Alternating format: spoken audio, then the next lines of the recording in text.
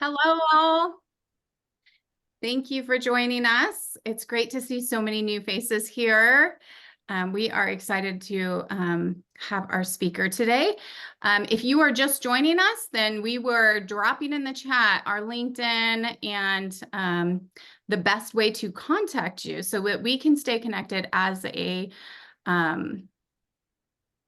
chapter in between programs and in between events. And so if you'd like to connect and network and support one another, go ahead and drop your LinkedIn link into the chat along with the best way to contact you. And again, thank you so much for joining us. And I am excited to introduce to you our speaker today, Val Hastings. I'm going to have use my glasses. Okay. I am of that age. So Dr. Val Hastings is an MCC coach and the founder and president of Coaching for Today's Leaders, Coaching for Groups, Coaching for Clergy. Val hired his first coach back in 1999. His progress was notable by all, and he began to wonder, what if I adopted a coaching approach to leadership? In that moment, a vision began to emerge, a global vision for every leader, a coach. Val is the author of numerous books and has developed 4 coach training programs, which are accredited by the International Coaching Federation.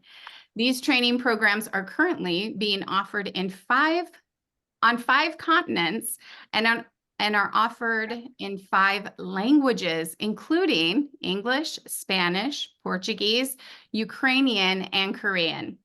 Graduates of these programs have received all 3 coaching credentials, ACC, PCC, and MCC. Val currently holds the designation of Master Certified Coach through the International Coach Federation, and it's the highest coaching designation.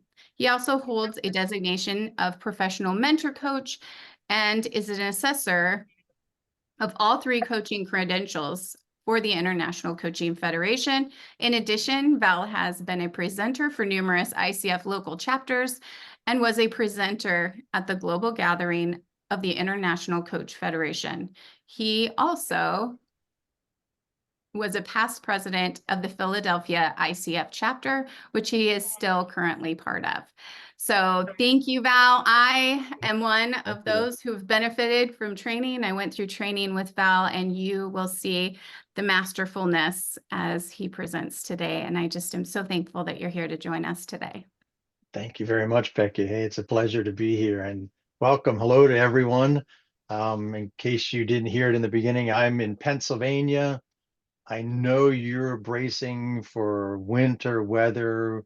We had that on Sunday, although today it's 51 degrees here. So our weather is up and down and all over the place. So, but it's good to be here with you. And I know just a few faces. Becky, I also know Trigina's on the call.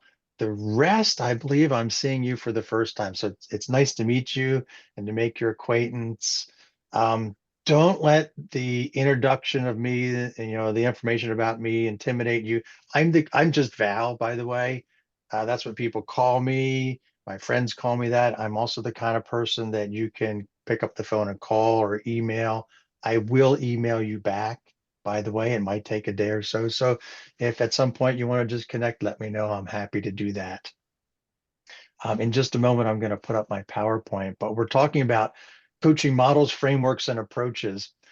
And, people collect all kinds of things, coins, stamps, things like that. I collect questions and I collect coaching models. I know that might sound a little strange, but over the years, I've gathered numerous different ways to approach coaching and ways to stay in the coaching mindset. So what I've done for today is selected just a few of them for you, and I'm going to roll through some of them rather quickly, and others I'll spend some more time with. My thinking is that as I roll through the different models, if you need some clarification or you want me to say a little bit more about that model, just interrupt me. And since there's so many of you, I may not see your hand go up, so just unmute yourself and jump in and say, hey, wait a minute, let's go back to that. And then I thought once I've finished that, we could just have a more in-depth discussion on the different coaching models and see what really lands for you. So if that's okay with you, let me go ahead and put my PowerPoint up and we can get started. So hopefully everyone can see my screen and you can also hear me. So let me just, there we go. All right. So our topic is coaching models, frameworks, and approaches. And the first question that came to mind before we actually delve into this is first of all, why would anyone want to collect them like other people collect stamps and coins? And what's the value of a coaching model? And I didn't come up with an exhaustive list, but I thought here's a couple thoughts that I have just off the top of my head as to why coaching models, frameworks, and approaches are important. So one is when you're a new coach and you're just starting out. When I started out, there were 11 core coaching competencies. Now we've whittled it down to 8. Probably a few years from now, we'll get down to 6 or 7. But 11 was a lot of competencies to keep in your head and to remember when you're coaching. And a model just kind of simplified it for me. So it gives you a structure, a way to just begin to coach. It also provides simple language when you're trying to explain to somebody what coaching is and what it isn't. And you'll get a better idea of that in a couple of minutes. But after 23 years of coaching, I still have people look at me kind of like deer in the headlight, like, what? What is it you do? And people pay you for that? So a model really is a way to just help explain this is what it is and this is what it isn't. And then the third, and again, there's many other reasons, rationales why this is important, is that for me, even after all these years of coaching, it's easy to slip out of coaching mode. So let me just pause for a minute. My name is Val Hastings, and I'm a recovering fixer. Anyone else in the room a fixer? That your go-to mode is to fix it, to tell, to give advice. I still slide into that. And a coaching model helps me stay in competency number 2, which is the coaching mindset. So those are just a handful of thoughts and ideas, but let's take a look at the first one. And actually, this was the very first coaching model I was introduced to. I'm a graduate of Coach University. I was given this coaching model before I started training as a coach. The coach I was said, they knew I was interested in coaching. They said, why don't you try this? It's the 1, 2, 3 coach framework. Now, the odd thing is that there's actually 5 parts of this, but it's called 1, 2, 3. I don't know why, but it's just called 1, 2, 3 coach. And I'll just walk you through this real quick and notice that it forms a house. So what we're doing is we're constructing something. We're developing something when we're coaching someone. And it begins with a solid foundation. And the solid foundation in coaching is listen and evoke. It all begins with listening. Now, that wasn't new to me. My previous career, I was a pastor, so I was trained in listening. That made sense to me.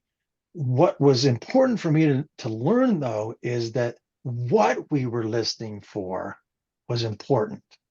I'd been trained to listen for what was broken, what needed to be fixed, what was dysfunctional. And now I needed, as a coach, to shift to not only hearing that, but turn the volume down on that and listen more to what's developing. What's the belief that's guiding this or their perspective? What's possible for this person? So it begins with listening, and it's a different listening. And then again, as a recovering fixer, step 2 is to evoke. And that means tell me more about this. Keep talking about this topic. let's explore this further. And this goes to the competency around the coaching agreement, managing and developing the agreements, where we really want to unpack further, not only what it is that they want to talk about, but why it's important and what they're looking to come out of this. So it's to really evoke and have more spoken and shared by the client.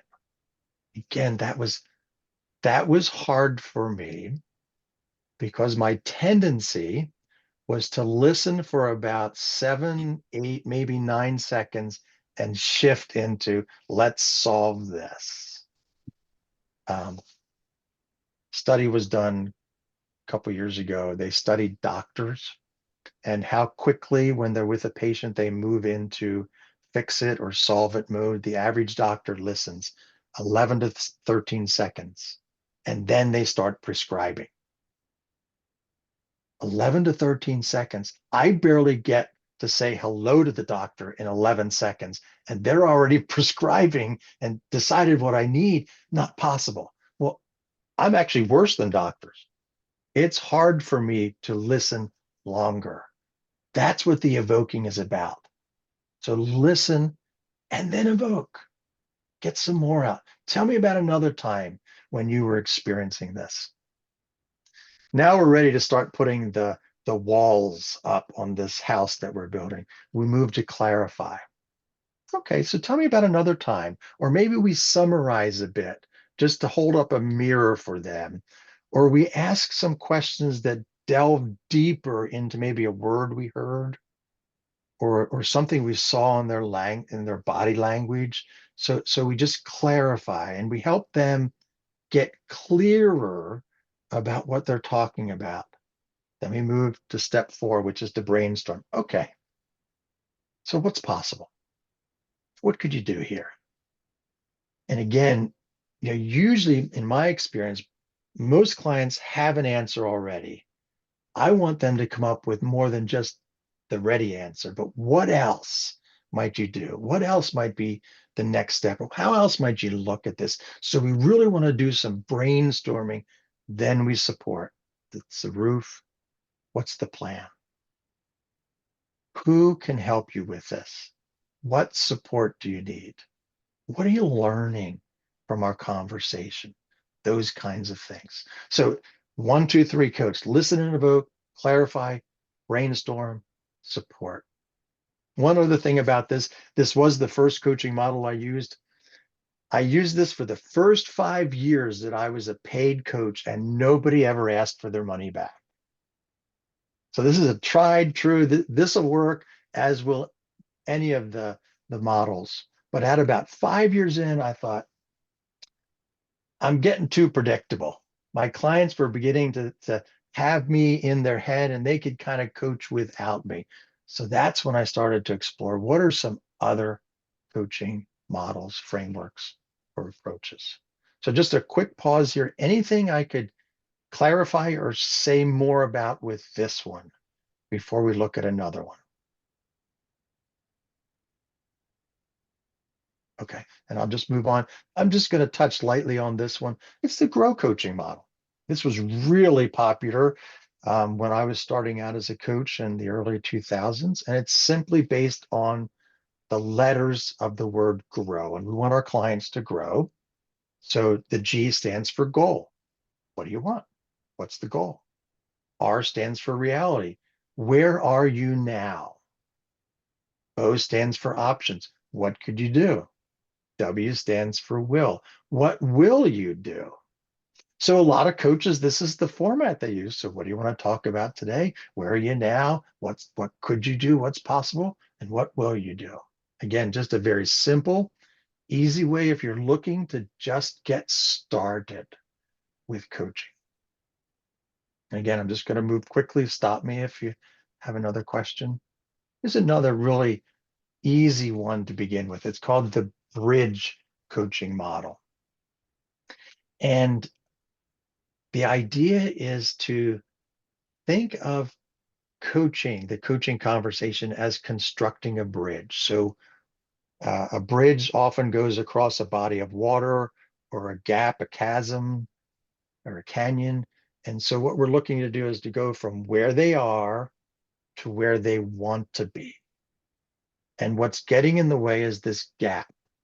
And so we want to help them identify the gap, identify the possibilities, what are the barriers, and a plan. So where are you now?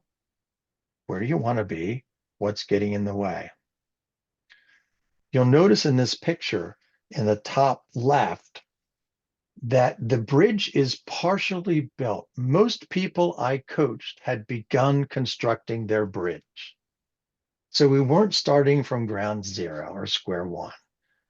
I needed to learn what they'd already done so that we could move forward. I also discovered with this model that I assumed most people wanted to go from where they are to where they wanted to be, but then I encountered some people who are great visionaries, but couldn't put together a plan for each day. So we needed to start with the vision and then build the bridge backward. So every client's different. You adapt the model as you move forward. So those are just a couple of easy ones to start with. The next one is one of my, okay, Becky. Hey, Val. Yep, go ahead. I'm just curious, as we're Mhm. looking at all of these models, do you have specific instances where we could say, okay, this would be a good one to apply to our individual clients' needs? How do you determine Sure, which one to use? sure. And actually, that's a great question once we've gone through all of them, Becky, if that's Oh, okay. okay. Yeah, no. But actually, like with this one, if I had someone um, who said, I've got this vision and I keep getting stuck. I can't move forward.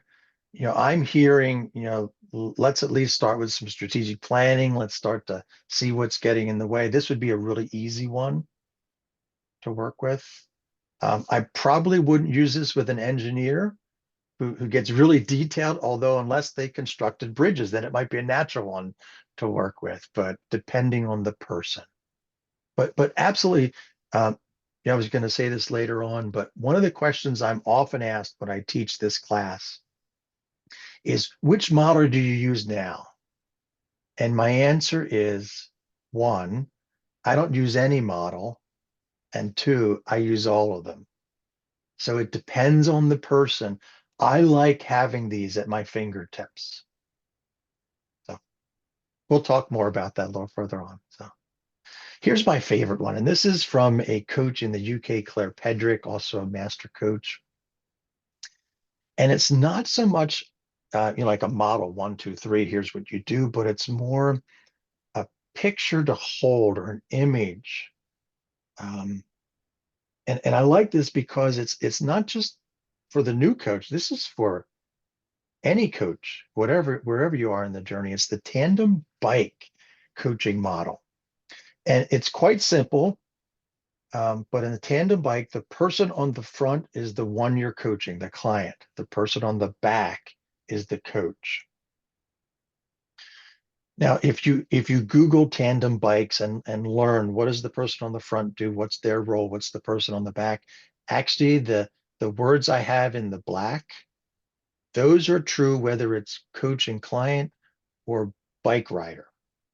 So the person in the front, the bike rider, or what we're calling the client, they steer. That's what our clients do, don't they? They set the agenda. And if you think about it, looking at this image, that makes the most sense because they've got the clearest picture. How would I ever consider steering the conversation when they're in front of me and I can't see what they're seeing? So they steer, they set the course. They're the decision makers, again, because they're having the panoramic view. So what's my role as the coach? And again, Google tandem bike riding, the person on the back, they get things going. Now, yes, the person on the front does, but that's the primary responsibility of the person on the back. They're positioning their pedals and they're pushing it to get it going. We say things like, what are we talking about today? What's the outcome you're looking for? We get it going. Then we add speed and performance without drain. We ask questions that help them move to that aha but we want to tuck in just like the person on the back. We want to be careful not to ask too much detail or too many questions that it impedes their thinking, right? And really, you probably have already discovered this. As the coach, sometimes the more you know, the harder it is to coach them. I don't need to know much because they know it. I just need to know what's important for me to know. So I need to tuck in. And then the person on the back gives the extra push when needed. Our clients hire us because, like the athletic coach, they want us to push them, to nudge them more than they would do on their own. We ask the tough question. When they've come up with a plan, we might offer, here's one more thing to consider. We share what we're noticing. We challenge them with the push. Great model, great image to consider, the tandem bike model. And I'll stop here just a moment. Anything I could say further about this model?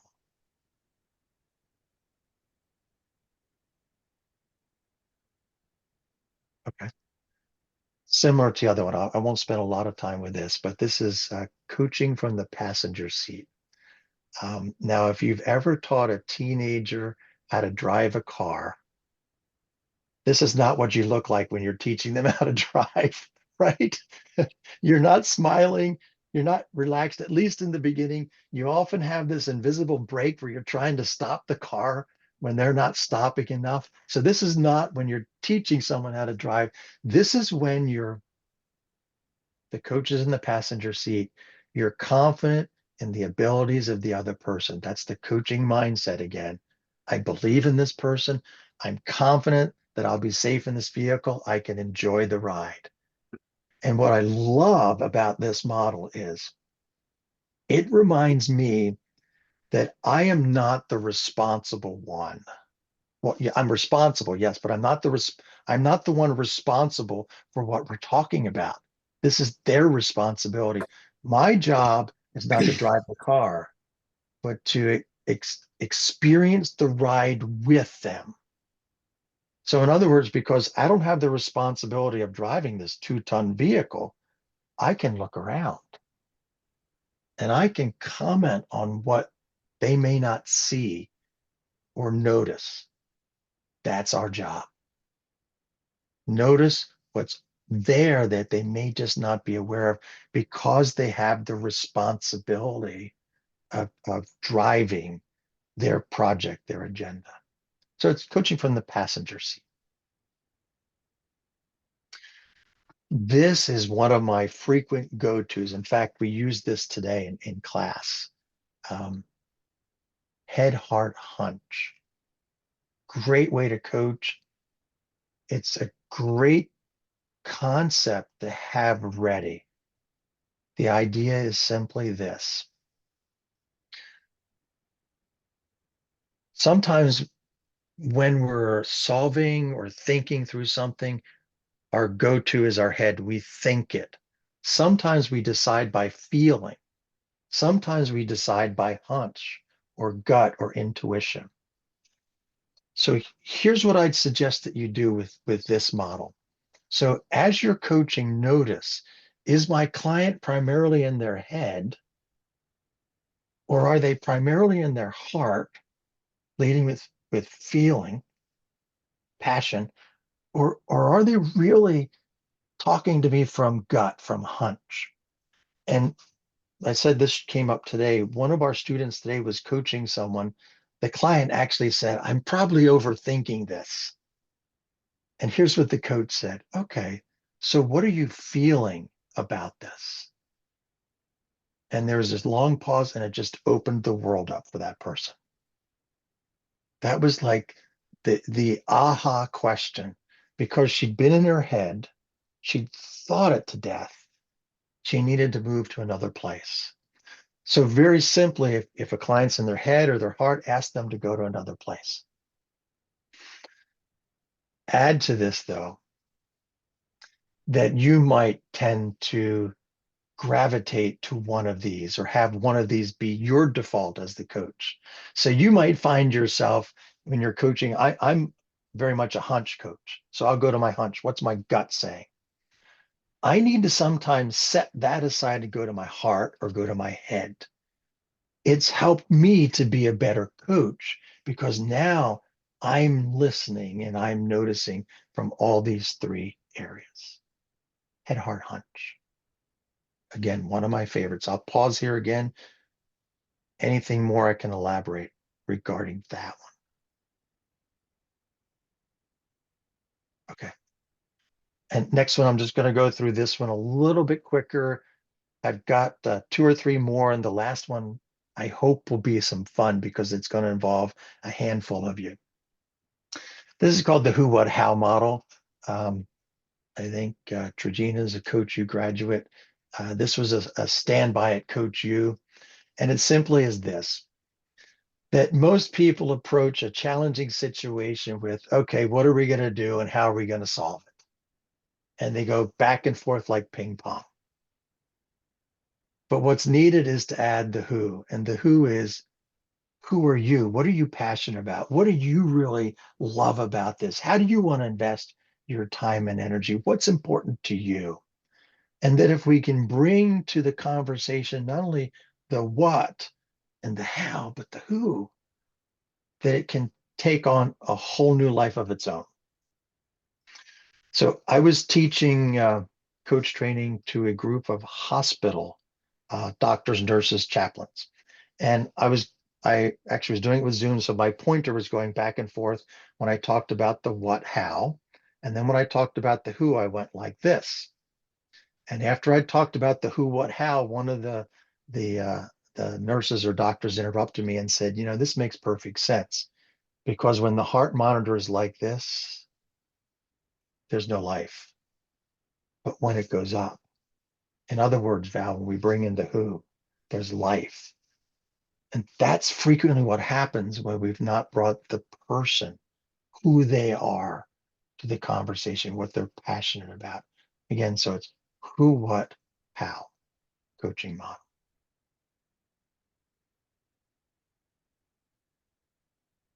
Slightly different take on it, on coaching versus other professions. So most professionals that we would work with, they're the expert, and I'm coming to them because I'm not the expert. And so our relationship is expert to non-expert. The coaching relationship is this: expert to expert. That's right, isn't it? We see in them more sometimes than they see in themselves. We're wanting to tap into their greatness, what their giftedness is. And so in coaching, both are the experts. And what we want to do though as the coaches, we want to show up with all of our expertise, but hold back a bit and let their expertise lead. It's really tempting and it's flattering sometimes to be seen as the expert. We want to lead with that, lead with their expertise. And then when they're stuck or when they ask for help, bring your expertise in. Well, here's what you might try. This is what's worked with other people, or this has been my experience. Then we can bring that in. But it's a totally different relationship. It becomes more of a coaching conversation when it's expert to expert. And by the way, sometimes you heard I'm an assessor with the ICF. When I'm listening to an MCC recording, what makes it for me often a masterful conversation, a coaching session, is when it sounds like a conversation. It's that fluid. There's that level. We're both on the same place, and you can just see the expertise in the other person being drawn out by the coach. So it's expert to expert. Any questions about that? All right, here's the last one, and here's where I need about 4 or 5 volunteers with this. So it's called the improv coaching model. And if you're not familiar with improv, it's live theater in which the plot, characters, and dialogue of the story are made up in the moment. Okay, so it's not pre-scripted. There's no words to read, script to memorize. It's all made up. So I need 4 to 5 people who will. We're going to create a story together. So who will volunteer? And I need to write down your name so we can go through a loop. Who will volunteer?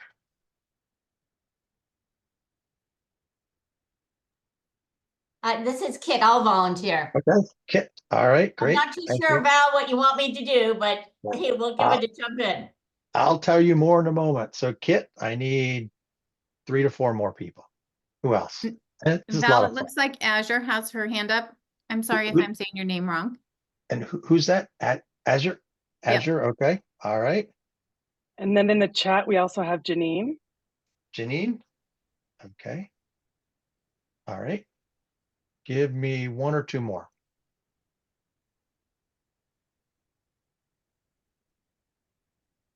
I'm happy to do it. Okay, Oh, Carrie. Todd. Good. Oh. And Todd. But Todd? rather have Todd. Rather have Okay. Todd. Yeah. Rather have Todd? Okay. How about 1 more? 1 more brave soul. We have nothing better to do. It's a winter storm outside. I'll do it. Ellen. Who's that? Right. Who is that? Ellen. Ellen? Okay. All right. So I'm actually going to be part of the story with you. So I'm going to go first, and then Kit, then Azor. Is that how we say it? Azor? Then Janine, then Todd, then Ellen, then back to me. And we're going to do a couple of cycles through that. Okay. So we need to remember the rotation. It's Val, Kit, Azor, Janine, Todd, Ellen. All right. So here's the directions. So we're going to tell a story together, but each person can only say 1 word. And the goal is to create a cohesive story with a beginning, middle, and end with characters in a clear setting.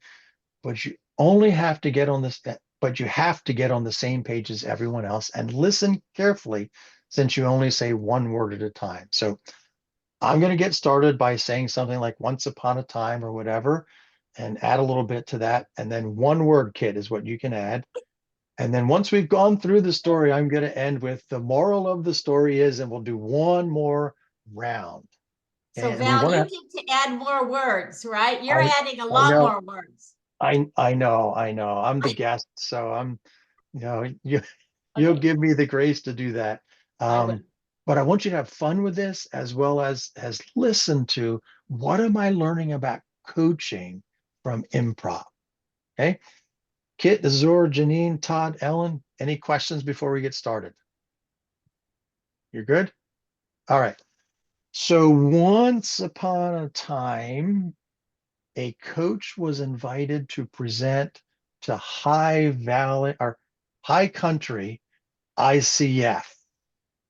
Kit, 1 word. Inspirational. Okay. Does that fit where I just ended? With High Valley or High Country ICF, we're creating a sentence or a script here. Oh, you want me to create a sentence? Maybe like inspiring instead of inspirational. Maybe like inspiring. Or even he or was, or it could be anything, inspiring, but it's 1 word to the sentence. Okay, I'm going to go with was. Was. Azor. I don't think can you repeat what you said? Because that doesn't compute for me. Okay. When you So said High Valley ICF was? Okay. Once upon a time, a guest was invited to High Country ICF. And what did Kit say? Was. Yeah, we need a different word, Kit. Let's go back. You're gonna throw me under the bus, Val. Okay. Invited to the ICF. High Country and there you go.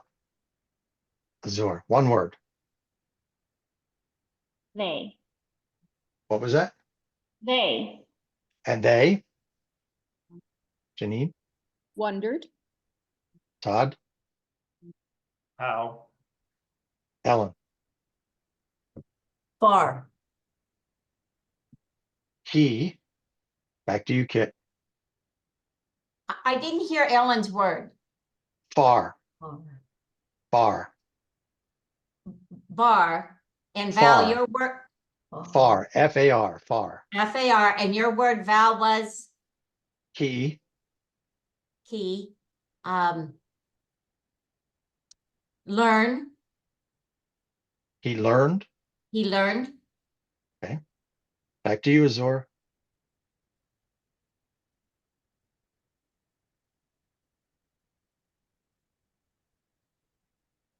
I'm not working. They wondered how far he learned. That's what I'm Let's working just- with. Let's just They go with it. wondered Yeah. how, they wondered how far he learned.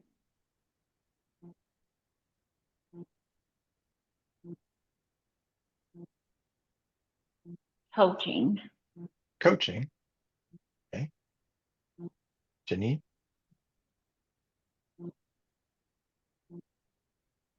Clients. clients. Todd, Would. Ellen. Enjoy. Instead, Kit, Of OF. Azor.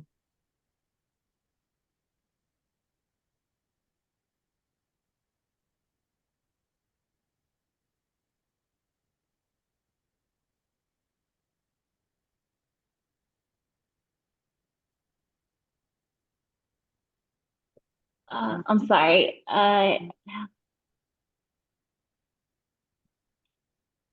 And just have fun with it. Be light. Don't have to be serious. That is not in my DNA. Okay. Be serious then. I mean, how far he learned coaching instead of how far he learned coaching. I wondered how far he learned instead of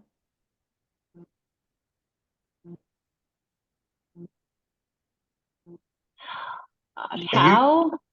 Okay, instead of how, go ahead. Janine. Well, Blaine just put into the chat fixing, and that seems really good. So I'm going to steal that. Okay. Instead of how fixing, go ahead. And then Todd,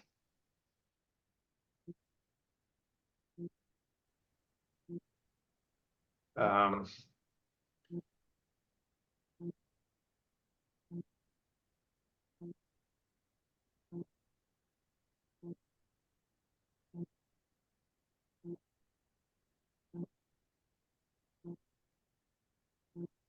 benefits.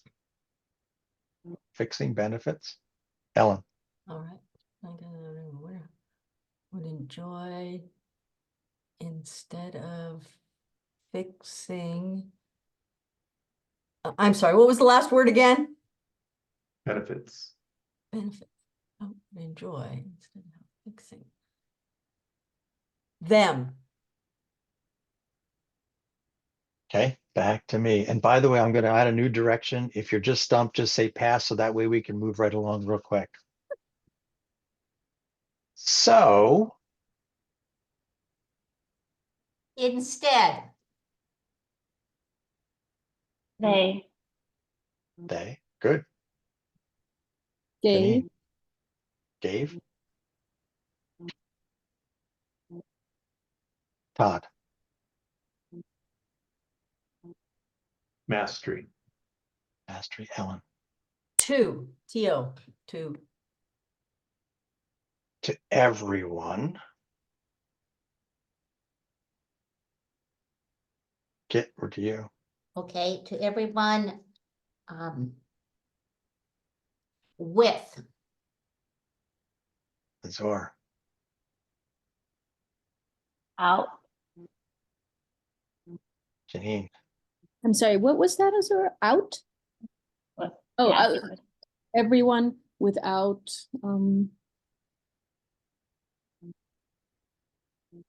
prodding. prodding. Okay, Todd, Todd, I'm going to make it easy for you.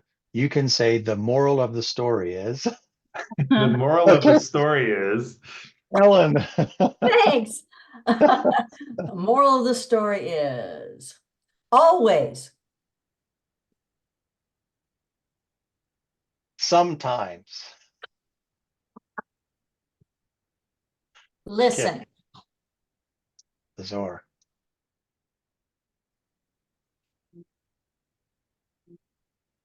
Never? Janine. Talk. Todd. Too. Ellen. Most is always, sometimes, listen, never, talk, also, or two, or talk. Much. Okay. All right. So let's just stop right there. And first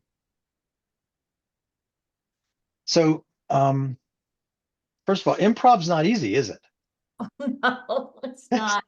It's a challenge. So what does improv teach us about coaching? And just unmute yourself.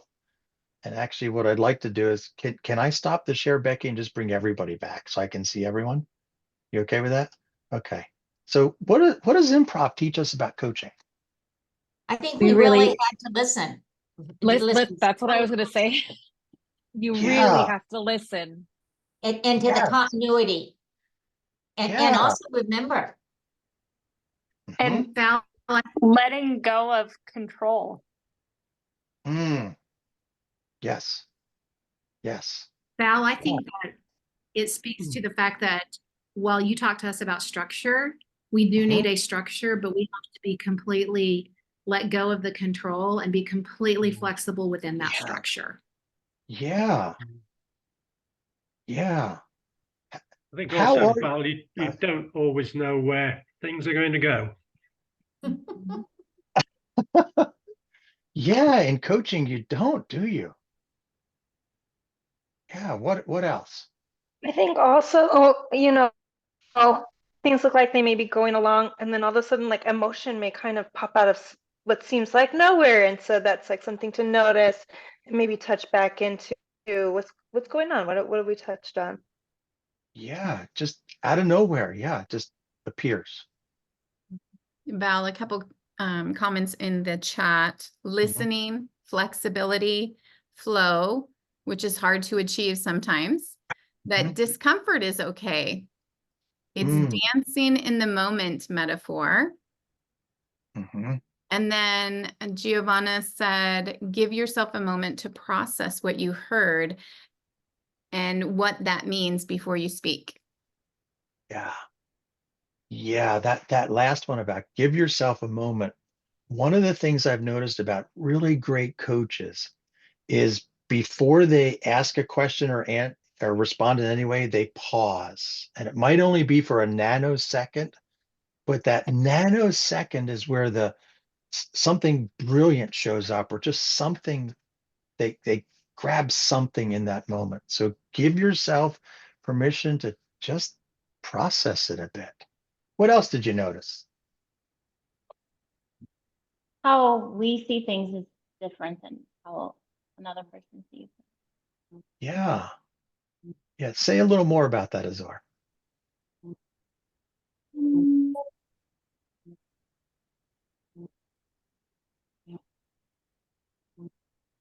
One that, yeah, like that, an understanding, people understand things in a different way. And also there are in that changes how we approach things. It does, doesn't it? And I often tell new coaches, one of our primary jobs in the beginning with a new client is to learn them. How do they see things? How do they respond? Like what brings them joy? What do they struggle with? Are they introvert, extrovert, internal processor, external processor, all those different things. I like to ask someone before I coach them, What do I absolutely need to know about you to be the best possible coach? And that's gold right there. By the way, most of the people I coach either tell me I have ADHD, I should be diagnosed with ADHD, I've been tested, I don't have it, but I know I have it. I really struggle staying focused, especially now since COVID. A lot of focus issues going on with people. That's important for me to know as a coach, and then to kind of dig a little bit deeper with that. Yeah. Great comment, Azor. Thank you. What else did you notice? Something I noticed, one of the tenets of improv is yes and so it's kind of keeping the client in choice, right? We don't get to change the trajectory because that's what we want or what we assume they should be doing or where we should be leading them.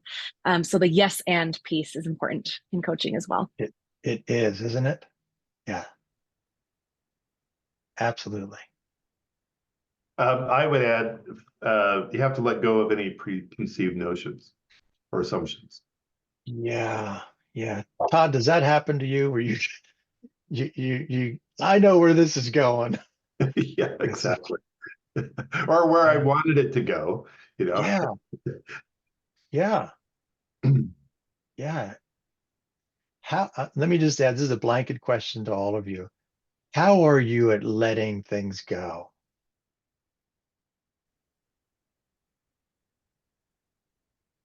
You know what's hard for me when I'm coaching someone and I come up with an absolute all-time brilliant question that's just going to knock their socks off and they keep talking and I don't get to ask the question.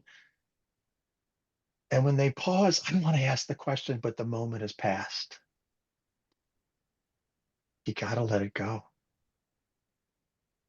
So, Val, what I loved about this experience with the improv was that even though I wasn't a participant, I still had that anxiety of like, what's coming next, kind of on guard feeling. And then when you ask the next question, like, how hard is it for you? I was like, you know what? When I'm in my coaching sessions, I don't have that same feeling. Right. And so that could be a flag to me that like, oh, hey, you're actually kind of maybe more leading than I am allowing them to lead in some situations. Very good. Very good. Yeah. You know what drew me to the improv was that like the experience we had here, it's hard to come up with the next word. When I first started to coach, I was like, I didn't know what to say. Azor and some others. I mean, I felt for you. Like that's how I was as a new coach. I'd be coaching and they'd stop and I'd be like, I don't know. I don't know. Here's what my mentor coach told me. He said, when you don't know what to say, first pause because they might jump in and say something. But then he said, say this, tell me more or say more about that. So if you ever hear me coaching and I say, tell me more or say more, you'll know that that means I haven't a clue what to ask at this point or where to go. So I'm just giving you the ball back. You take it and run. And actually that's what good coaching is about because it's not about me and where I want it to go.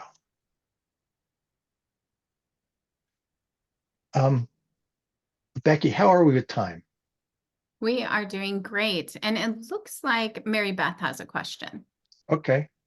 Mary Beth. Yeah, so Val, what you just said is what I'm ruminating on. You were taking the group through an improv exercise. You came into it knowing that's what you were going to do. And it made me, and I saw the discomfort, I saw what was going on and all that. And I thought, oh, Mary Beth, how many times have you tried to take somebody through a journey, either didn't set them up really well on the front end, or it wasn't the right journey at the right time? So there was something really strong there for me about that. Yeah. And thanks to everybody who did that for us so we could have Yeah. all this learning. It was awesome. Yeah. Yeah. Yeah. And Mary Beth, not so much now, but early on, most people didn't know what coaching was. So when we started to coach, it was kind of like improv. Like they didn't have it, no prior experience. What's this like? And it is awkward. And part of our job as a coach is to help them learn not only what coaching is, but how to use me and how to use the process. And to expect it's going to be a little bit awkward and clunky for some people in the beginning, and that's okay. Yeah. And that's why I'm hoping you're going to share your deck, because a couple Like, of oh, those yeah, sure. metaphors were beautiful for helping clients to understand what coaching is. Yeah, I'm happy to do that. I can send it. Would the best thing be to send it to Becky and then you can distribute it? Oh, absolutely. I don't have any claim to these. They're all just collected over the years. So we how Al, much time do I had a comment. Go ahead, Blaine. I love this exercise you had us do. It reminds me of a game I got for Christmas, and it's the old password game, if you remember that game show. Oh. And there's a word that you have, and then you have to give a one-word clue, and your teammate has to try to guess what the word is, right? And it's so interesting as a game because they're so clued in to each other's face and their eyes and their tone and everything, and you're trying to add more information in the word by the way you say the word or something like that. So they're really having to listen, and a lot of times they won't get it, so then it goes to the other team and they give an additional word, and so they have to listen to what the previous clue was, but the answer was, listen to the new clue, and then it keeps going back and forth. So they're trying to put the clues together, and you have to kind of understand the person to figure out what they might mean by that clue. And so it's a very similar type of exercise. And it reminds me that it's so interesting because when you get a one-word clue in that, they will, if you don't put a timer on it, they'll spend minutes trying to figure out what does a person mean by that one word, right? And yet in coaching, right? So in terms of communication and in coaching, sometimes we can assume a lot and assume that we're understanding, that we're getting them. But this game shows that, wow, most of the time we're not on the same page. And so I love that thing you said at the end there. Tell me more. That question can probably use a lot more in coaching. I love what you said there, and I need to use that more to make sure that I'm understanding what they're saying, so that my next question is following the train of thought that they're going, rather I'm off on some other tangent. Yeah. Well stated, Blaine. Yeah, absolutely. Yeah. And you're right. We can easily assume we know what they're saying. Yeah. We've talked a lot about improv. Any thoughts about any of the other coaching models? Is there one that seems to be your favorite or one you want to try? Val, I have a question. This is Kit. And Val, I've had my business now 24 years. I do a lot of training leaders, supervisors, managers to use a coach approach. I've got a course that I do. And I've often used Michael Bunge's standards, the coaching habit. But do you recommend one of these models, perhaps that's appropriate for managers and supervisors that are just using a coach approach as one way to work with their staff or their team? I'd be hard pressed to just give a blanket, like, here's the one. Okay. I'd be hard pressed, but I think many of them could be used. I mean, head, heart, hunch could be used. Okay. Who, what, how. I know a lot of corporations and businesses, they focus on the how and the what, and they forget about the who. Yeah. Remembering the person. In fact, a lot of the training I'm doing now is with HR teams, Oh, and they want coaching skills, and they haven't quite said this, but they're saying it to me. We've forgotten the who in HR, and so they want to learn, how do we actually develop? How do we be a resource for someone? And you've got to know them, the who. That might be a good one. The thing about the very first one, the 1, 2, 3 coach, just that foundation of listen and evoke. If all a leader does is listen and evoke and then give an answer, yeah, they'll be miles ahead. yeah, I great. don't know if that is helpful, but It is, Val, and it's a huge, I think, an area of growth right now for us coaches. And lots and lots of requests are coming in for us to do just what you're doing with the HR people and give them that additional skill set. yeah. So Yeah, thank you, Val. Yeah. Yeah, and Kit, just to add on to what you just said, Forbes magazine a few years back did a research project, some data, and they kind of predicted for 2030, what are the top 10 skills that leaders will need? And this is whether you're for profit, nonprofit, whatever. They identified the top 10 skills. Guess what was number 1 on Forbes list for every leader needs this skill? Coaching. Yeah. Yeah. It's a huge area for us Number to 1 move skill. into, Yes. or to add to. Yeah. And then package that with your individual coaching with folks that have attended the session. And then you're working with them individually as they implement that. So I love doing that. Thanks, Val. And I love Forbes too. Yes. Thank you. Anyone else? A model that stood out for you? I'd love to speak to the tandem bicycle model. There's this metaphor that I discovered last year, and I can't tell you where it came from without searching my notes, but it's this model to explain how coaching differs from other helping professions, whether that's consulting or whether that's therapy. And it's a bike model. And so the therapist may talk to someone about learning how to ride a bike. They may say, hey, what caused you to not want to get back on that bike again? What happened years ago when you fell off that bike? They may dig deeper. A consultant might say, hey, here's a manual on how to learn how to ride a bike.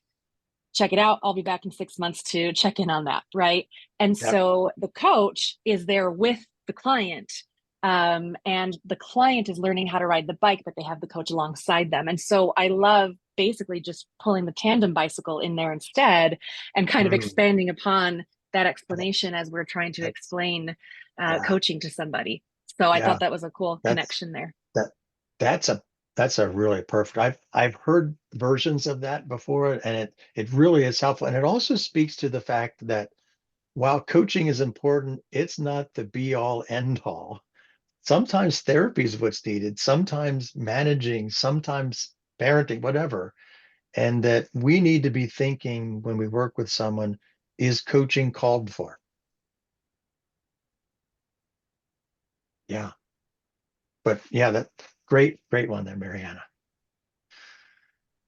Hey, Val, how often do you, I'm assuming you do, combine multiple models in the same session? So for example, a lot of times we, right, as humans, we want change, kind of. We want to do better, kind of.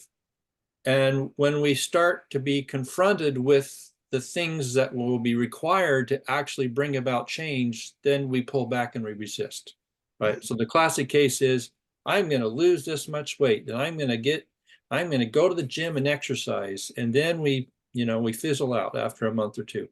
And so that happens probably for a lot of us in a lot of things, where our intention is, well, we kind of want to, but then maybe not. So I like the model of the bridge, where you accentuate the gap so that you help them become aware and determine and decide first, are you committed to change first? Before we even go down this road, do you helping them kind of see where they're at, where their gap is, and is the pain big enough to where they really want to commit and make a change, So do you use the gap as well as and combine it with other models frequently? So absolutely. And Blaine, I would use kind of an image of like in my garage, I have a great big toolbox with all kinds of tools to work on cars and things. But then I also have a bucket where I put the most used tools in. And the models I shared with you would be my most used ones. And you're right, I might use one or two in a session. I go back to my first model ever. I always begin with listen and evoke. Because I've just got to do that. And then from there, we'll just kind of see where it goes. But yeah, they're kind of like my go-to tools. And as you continue to grow as a coach, you'll have that go-to bucket that you'll keep adding to, and you'll have it handy. So, yeah. Thank you.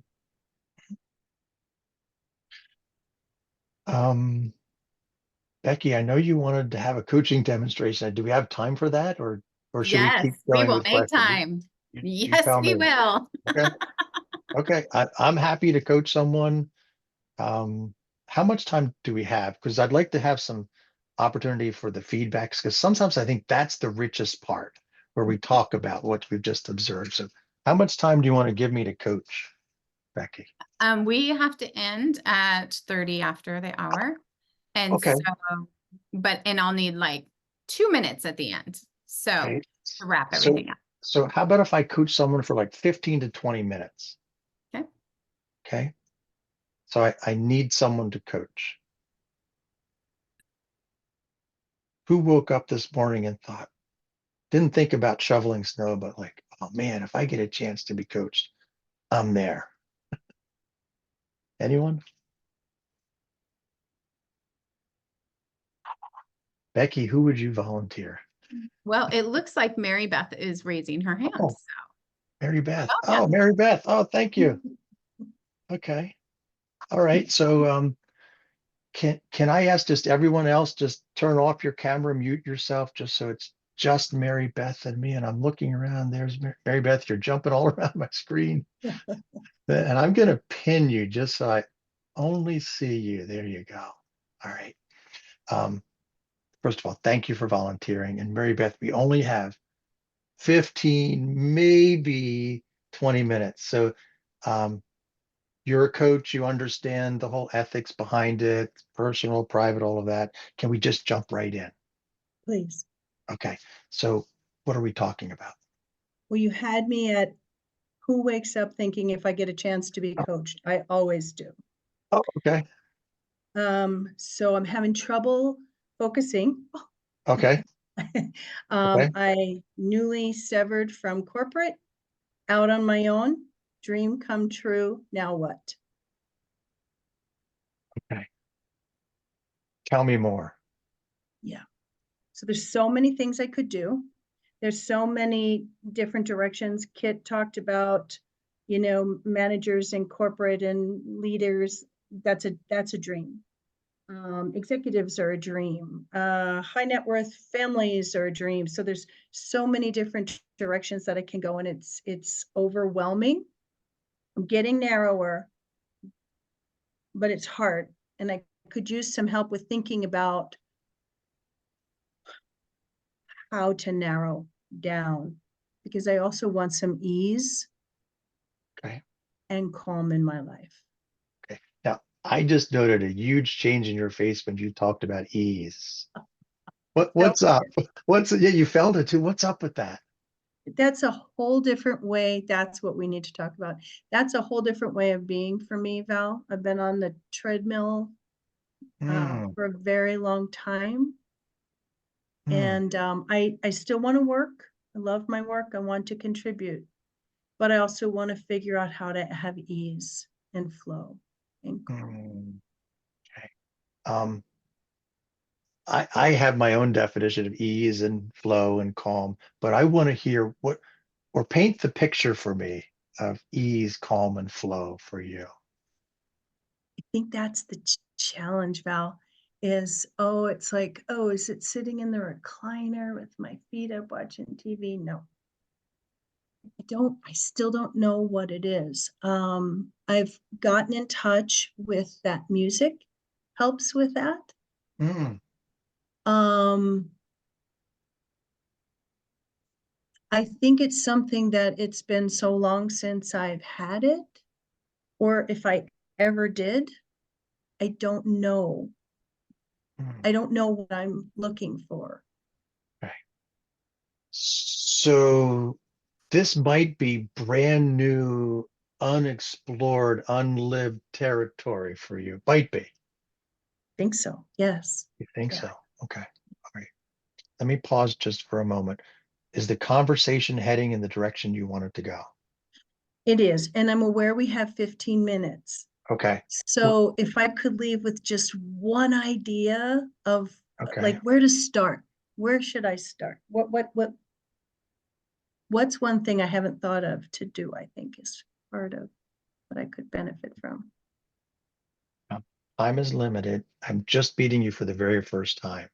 What do I need to know about you in order to get you where you want to be today?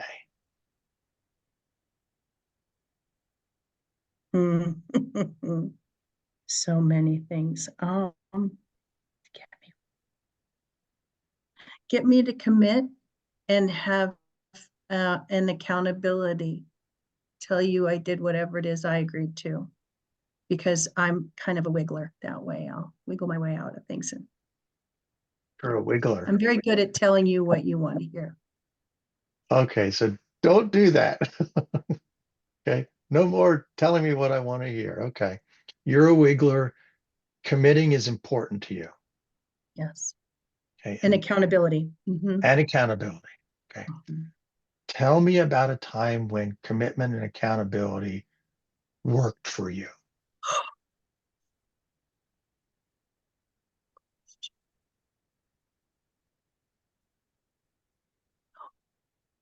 When I was stuck, I know exactly the time. I was stuck. I didn't know where I was going. The rug was pulled up from underneath me, and I just went on a learning journey so that I could prepare for my next step. Okay. So, Mary Beth, what can we take from that experience and bring over here? Mm-hmm. Yeah, that was a very firm commitment. It was a commitment of financial and emotional and time when I thought I had none of those three things to give to myself. Oh. And I'm kind of in a similar spot now. Mm-hmm.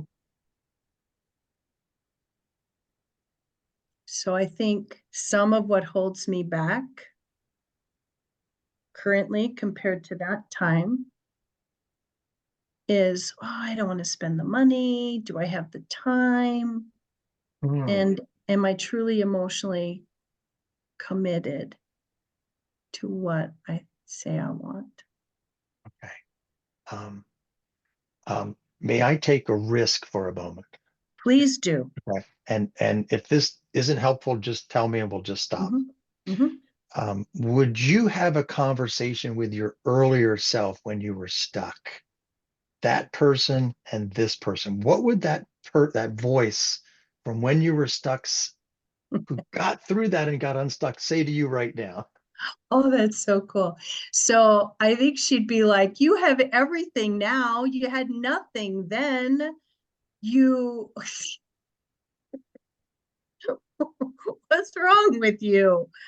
And you're not stuck at all. You were stuck. You don't even remember what stuck is like. You have so much to draw from. Okay. So what's different right now for you, having heard that previous voice speak to you? Well, I was just able to take my first really super deep breath. So that's pretty cool.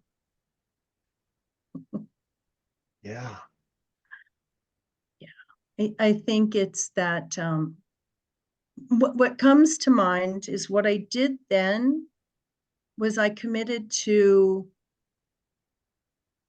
practice that had accountability. Okay. And support. And I worked really hard because that structure was there for me. So I think there's a structure that I probably need to, a structure and accountability. I probably need a coach. Y'all, hit me up. Maybe you need a coach. Okay. I do. I haven't had a coach for a while. So yeah, that I've known I need that, but that is, it's just a super strong reminder. Yeah. Yeah. I'm jumping ahead just a little bit, but would you commit to working with a coach on this? Yes. And I think I know who I'll reach out to. Good. And I want to make one other request.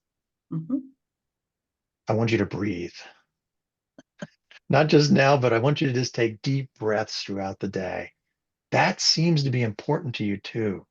It's very important. Yeah. What does deep breathing give you? Well, so many things. Calm, centering, getting my head out of the nonsense and just, clarity. Okay. Time is really limited. I'm really sorry because I'd love to coach you for a full half hour. Well, no, you did some good stuff We there did for something. me. I What- hope it was a good model for No, everybody what, else. what did we do for you in the last few minutes? You pulled some things out. Like in my mind, I'm like, you need a coach. That's the accountability you're looking for. This.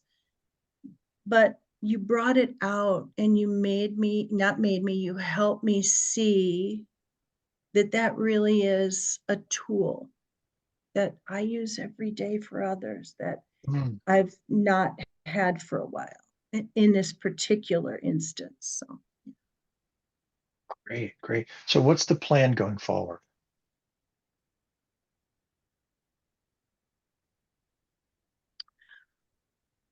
I'm going to reach out to a gal that I've been sort of drawn to the way she works. Mhm. Because it's very different than my way. And she's very direct and I think would hold me accountable. And I'm going to have on the list not only helping me to focus on, a plan for the business, but also a plan for the ease and the breathing and the Yeah. mindful techniques that I know that I need to commit more strongly to.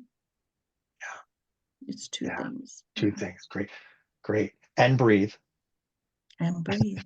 And breathe. Yeah. Okay. Maybe just one last question. And I really love, you've been really willing and just involved in this, and I love it. What are you learning?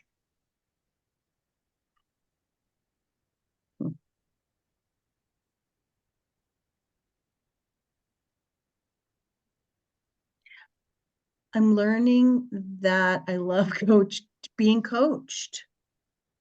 I love what we do.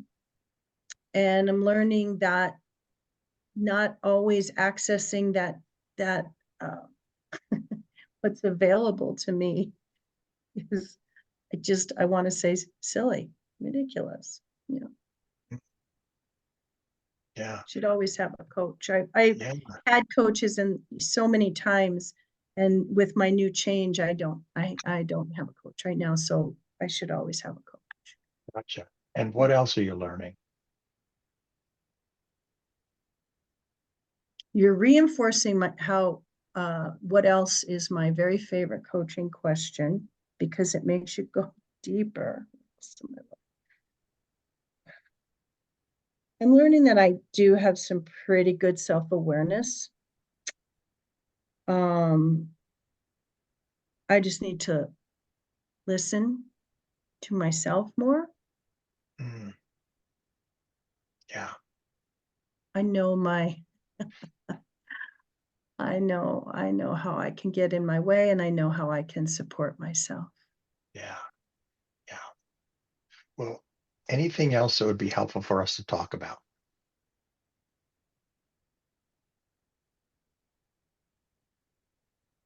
No, I think that's Oh, good. good. Good. Mary Beth, thank you. Loved coaching you. If I can be of help going forward, please let me know. And Thank you.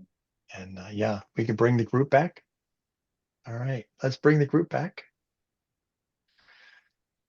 So first of all, again, thank you, Mary Beth. You could tell she was ready to be coached, and that's so important when you're coaching someone. What'd you notice? What are your questions? So good. I think you probably made us all hungry for a coach. It's like, oh, I've had other coaches, but they haven't been Val.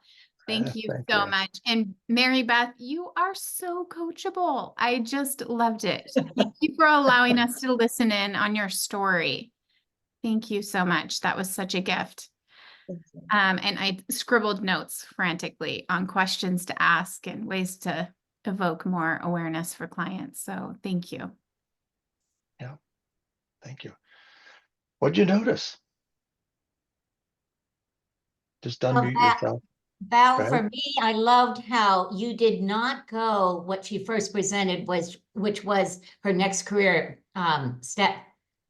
You picked up right away the change in her physical, which I saw as well. And then you went with that, which was truly in her heart, what was really what she was thinking about. So I love that, because I think that's often tempting to go to that first direction, but that's not what's really going on there. So thank you. Yeah, absolutely. The presenting issue is rarely the real issue. Yeah, exactly. Yeah. Hey Val, I liked how you demonstrated that we listen more than just with our ears, that we also listen with our eyes and we listen with our heart. You noticed at the very beginning when she said the word ease, and her whole face and demeanor changed.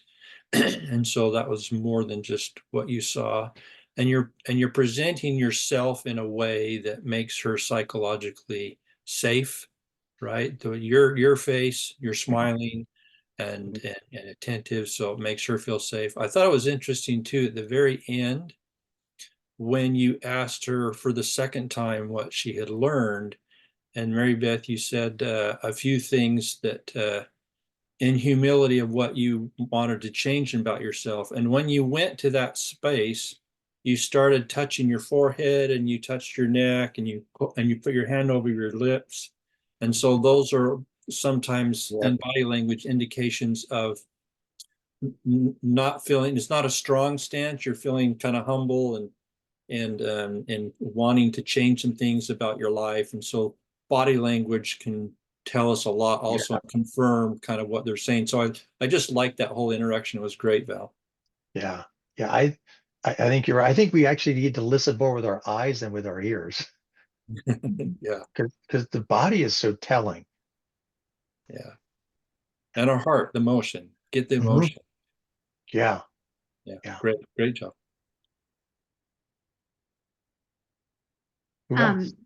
I'd like to say something. I've known you for a long time, and I've always known how masterful you are at coaching. And I haven't heard you coach in a long time, but it was fantastic. The thing that always in this coaching and all the other coaching that I noticed that you do masterfully is you bring in that who in a very easy way, and you don't stay in the what and the how. And that's what I've always noticed about your coaching. And I've had the opportunity to be coached by you, and you draw that out so incredibly well. Such a conversational tone, which you talked about that earlier as an MCC, and you represented that for us today. You know, you follow the 8 competencies, but it's not a structure that we go, oh, it's not, oh, I've heard that. Okay, it's not something that is rote, I guess. It's very in the moment. And the thing that I appreciate so much about your coaching is how you get to the who. And that's very masterful for me when I watch you. Thank you. Thank you. Well, and Mary Beth made that easy, I think, too, because not everyone wants to go to the who. They like, oh, just stay with the what and the how. So, yeah. Yeah, very true. Yeah. Very true. Thank you. Val, your questions were so simple and succinct. And that's what helps draw out so much more. It was funny because I kept going, oh, I love that question. I would like to have written it down. Yeah. Yeah, thank you. Well, the good news there, Mary Beth, is that we will send out the recording. So you can go, watch it again. Just fast forward. I want to go see where I did this and Yeah. Because when my husband goes like this, it's not a good thing. You were at the fabulous. very, very, very end, Mary Beth, but I don't think it was a bad thing. I think it was a good thing. It was just you're being vulnerable at that moment. So, yeah. I'm a 30-minute coach. I don't know how long most of you coach. I typically coach 30 minutes, although the longer I coach, I find that sometimes you really only need 15, 20 minutes. And the people I coach, if we're done at 15 minutes, 20 minutes, we're done. Why drag it out? You know, they've got what they wanted. Let them go. So. Do you ever have times when people that are processors that like they're not able to get through all of it in 30 minutes? Yes. and I think it's it can take time, but it's important to I think it's helpful for them to learn to process within that time. Or we don't need to process it all in this because the real coaching happens afterwards. And Mary Beth, you could probably attest to this, that when you now go and think through this and process this later on, that's going to be infinitely better than our 15 minutes together. So yeah, but that's why I coach 30 minutes. Then I have a 30-minute break so that if we need to go a little bit, I'm not panicked. I'm fine. So. Oh, that's a great tip. And then I guess that leads me to another question. And then Ellen has one in the chat also. But do you record them for them to go back and listen to them later? So I've never had anyone ask for that. So I haven't done that. I've thought about doing that. And then, you know, I'm a little bit like you partway through. I'm like, oh, darn, I forgot to record. And I hit the button. So I don't want the responsibility. Yes, I've also thought of that and possibly some of our other people because, you know, I hear of people doing that, but at the same time, I've asked my clients before and they were like, no, it's fine. I take notes during of my action steps. So, Ellen says in the chat, Val, you mentioned you also collect questions. Do you share those? Oh, absolutely. I'd be happy to email me and I can send them, or I can send the list to Becky.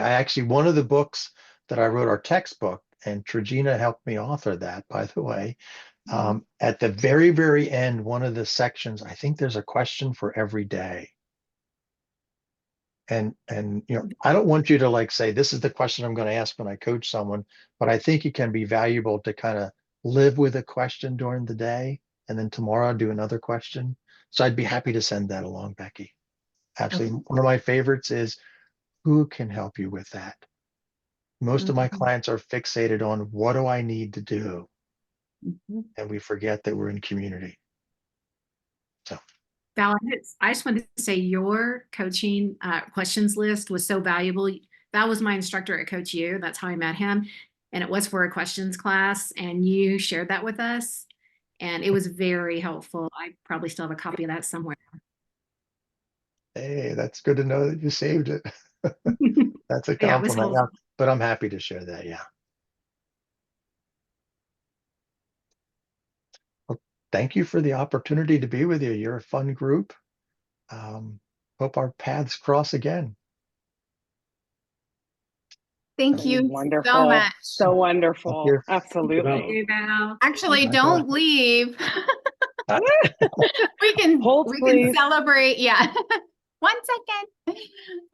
Thank you so much, Val. Getting lots of taking a look at the chat and all of the thank yous that are coming in. So thank you so much. My pleasure. For sharing with us today. we have dropped in the chat how you can connect with Val, but you can also go ahead. I'm also dropping in the chat right now. So if you were here the whole time and you want the continuing education credits, make sure you grab that survey and complete that so that we can get that sent over to you. We will be sending out the recording, the slide deck, and the questions that Val mentioned as additional bonuses for you and your coaching practice. Any other questions before we're ready to head out? And I have one more thing while you're thinking about that. Our next event, if you are looking to systematize and scale your coaching business in 2024, you are not going to want to miss next month's program, where we have Nicole Mace coming and teaching us how to systematize. Let's make our work lighter and easier. So thank you for joining us. It has been a pleasure having Val here and all of you jumping in and being brave to volunteer and to be coached. It has been a blessing for us. So thank you. Thank you. Have a happy new year. Happy new year. Yeah, happy new year. Great Have a great start. weekend. Yeah, take care.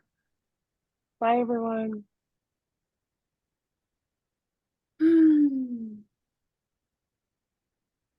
So Becky, I'll do my best this afternoon yet to send you those 2 items, the PowerPoint and the questions, so you have them. Thank you again. Great group. A lot of fun. It was so great having you here. What a great, kickoff to the new year. So yeah, my pleasure. Thank you, Carrie. Yes, we have to have you back again. Happy to do that. Thank you. Val, can you hear me? Yep, Yeah. I hear you, David. It's not about coaching at all. It's about your restoration. Oh, okay. Yes. Maybe I'll email you if you don't have time. Yeah. Go for it. I'll stop the recording so that we don't have to have this on. Yeah. I can find it. 1 second. Please hold.